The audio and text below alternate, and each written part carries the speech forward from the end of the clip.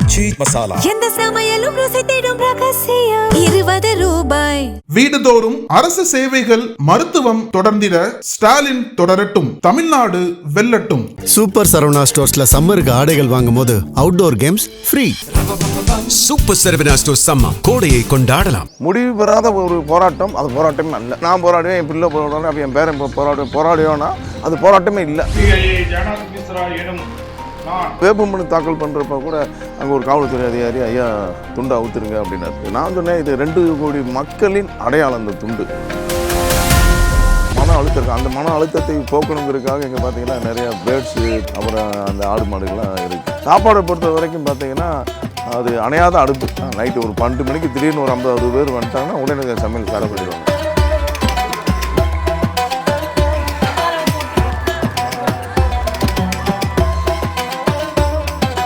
மரபினர் அந்த அமைப்பில் இருக்கிறவங்க எல்லாருமே இப்போ உங்களை ஆதரிக்கிறாங்க. இப்போ உங்களை நம்பிக்கையாக அவங்க பார்க்குறாங்க. நீங்கள் அவங்களுக்கு செஞ்சது என்ன, அவங்க உங்கள்கிட்ட எதிர்பார்க்குறது என்ன? சார், அந்த சீர் மரபினர் அமைப்பை பொறுத்த வரைக்கும் அதில் ஒரு 68 ஜாதி இருக்குது. அதில் நாங்களும் இருக்கோம். நாங்களும் இருக்கோம். ஆனால் பெரும்பான்மையாக அதில் கள்ளர் இருக்காங்க. பெரும்பான்மையாக கள்ளர் இருக்காங்க. அது ஒரு குற்றப்பரம்பரை, உங்களுக்கு தெரியும். அந்த குற்றப்பரம்பரை சட்டத்தில் வெள்ளைக்காரனால் வஞ்சிக்கப்பட்ட இனம். வெள்ளைக்காரன் காலத்திலிருந்து அதற்கான இடஒதுக்கீடை கேட்டுக்கிட்டு இருக்கோம். அது எம்ஜிஆர் காலத்தில் கொடுத்து மறுக்கப்பட்டது. ரெண்டாவது அதுக்கு பிறகு 40 ஆண்டு காலமாக 2 ஆட்சியாளர்கள்ட்டையும் நாங்கள் போராடிக்கிட்டே வரோம். அதிமுக திமுக போராடிக்கிட்டே வரோம். இப்போ என்னை பொறுத்த வரைக்கும் அதில் அந்த அமைப்பில் மாநில துணைத் தலைவராக இருக்கேன். பல்வேறு போராட்டங்களை முன்னெடுத்திருக்கோம். 68 சமூகத்துக்கும் இந்த 2 கோடி மக்களுக்கும் ஒரு நீதி கிடைக்கணும் அப்படிங்கிறது இது ஒன்று. இந்திய தேசிய சுதந்திரத்தில் கடுமையாக ஒரு வஞ்சிக்கப்பட்ட, ஒரு கொடுமைப்படுத்தப்பட்ட இனம் என்றால் இந்த 68 ஜாதி. இரவு நேரம் பூரா காவல் நிலையத்தில் இருக்கணும். கைரேகை சட்டம், பல்வேறு இதில் கொடுமைப்படுத்தப்பட்ட சட்டம். இப்போ என்னை பொறுத்த வரைக்கும் 40 ஆண்டு காலமாக போராடிட்டோம். திமுகலையும் போராடியாச்சு, அதிமுகலையும் போராடியாச்சு. அப்போ இதை ஒரு விடிவுக்கு கொண்டு வரணும். இப்போ ஒரு போராட்டம் என்றால் அது முடிவு பெறணும். முடிவு பெறாத ஒரு போராட்டம் அது போராட்டமே அல்ல. நம்ம போராட்டம் பண்ணுறோம்னா அந்த போராட்டம் முடிவு பெறணும். ஏதோ ஒரு முடிவுக்கு வரணும். அந்த முடிவு பெறாமல் நான் போராடுவேன், என் பிள்ளை போராடுவேன், அப்போ என் பேரன் போராடுவேன்னா அது போராட்டமே இல்லை. அப்போ இதை ஒரு முடிவுக்கு கொண்டு வரணும் அப்படிங்கிற இதில் தான் அந்த உரிமையின் அடையாளமாக விளங்கக்கூடிய மஞ்சள் துண்டை கட்டி வேட்புமனு தாக்கல் பண்ணோம். அப்போ வேட்புமனு தாக்கல் பண்ணுறப்ப கூட அங்கே ஒரு காவல்துறை அதிகாரி ஐயா துண்டை அவுத்துருங்க அப்படின்னார். துண்டை அவுத்துட்டு கொடுங்க அப்படின்னார்.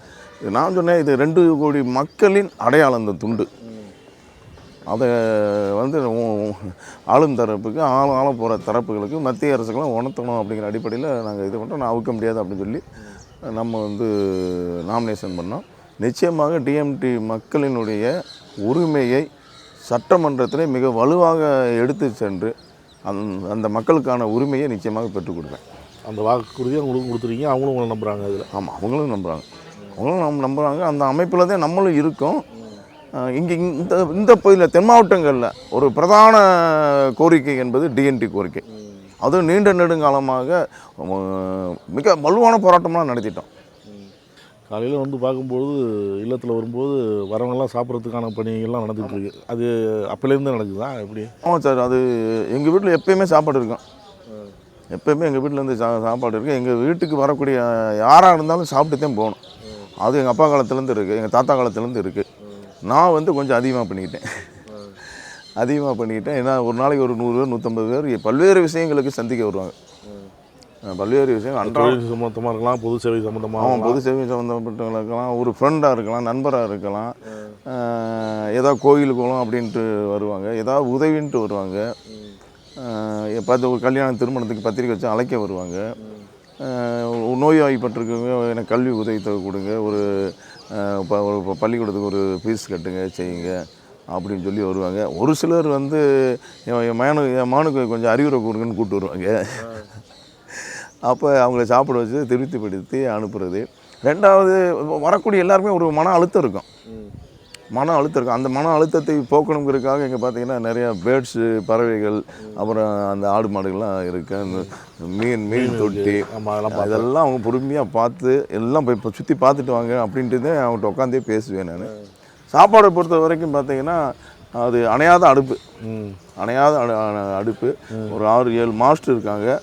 அவங்களும் அங்கே தான் சமைக்க, அங்கே தான் தங்குறது எல்லாம். நைட்டு ஒரு 12 மணிக்கு திடீர்னு ஒரு 50-60 பேர் வந்துட்டாங்கன்னா உடனே சமையல் ஸ்டார்ட் பண்ணிடுவாங்க.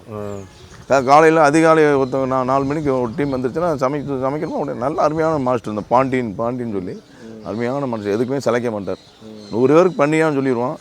அன்றைக்கி திடீர்னு ஒரு 1000 பேர் கூட்டம் வந்துருச்சுன்னா 1000 பேர்த்துக்கு அடிச்சு சமைச்சிருவார். வரணும் யாரும் பசியோடு திரும்ப பசியோடு போகக்கூடாது. வந்தோன்னு முதல்ல சாப்பிட்றது தான். நக்கீரன் டிவிக்கு சப்ஸ்கிரைப் செய்யுங்கள். உங்கள் ஆதரவே எங்கள் பலம். ஆசிரியர்களுக்கு நண்பனாகவும் மாணவர்களுக்கு ஆசானாகவும் திகழும் தேர்வு வழிகாட்டி. ஒவ்வொரு பாடத்திற்கும் அனுபவமிக்க ஆசிரியர்களின் துல்லியமான தெளிவான விடைகள். CNC இருக்கு, தேர்வு பயம் எதற்கு? இது தீரன் பப்ளிஷிங் ஹவுஸ் விற்பனை வெளியீடு.